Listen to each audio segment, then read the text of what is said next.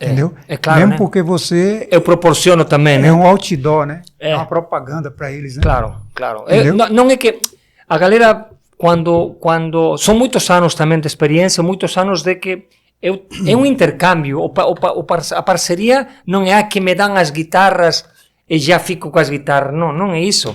Eu proporciono também a minha imagem, uma imagem que recorre o mundo, nos Estados Unidos, acabamos de vir de Jordânia, Arábia Saudita, Europa, Estados Unidos, então eu levo também com a minha imagem, né?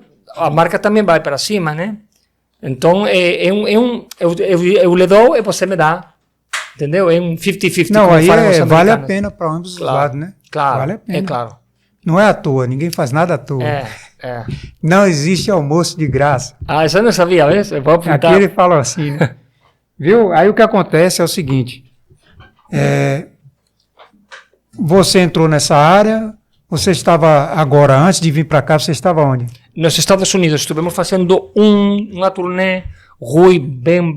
Mira, eu fui já nos Estados Unidos com minha esposa. Minha esposa não só minha esposa, é a minha manager, é a minha confidente, é tudo, né? Era quem organiza tudo.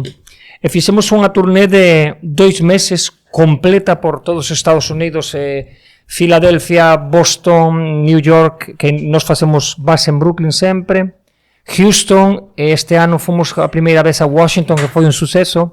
Foi tanto sucesso que ficamos sem livros, se venderam todos, melhor, graças a Deus, foi uma benção.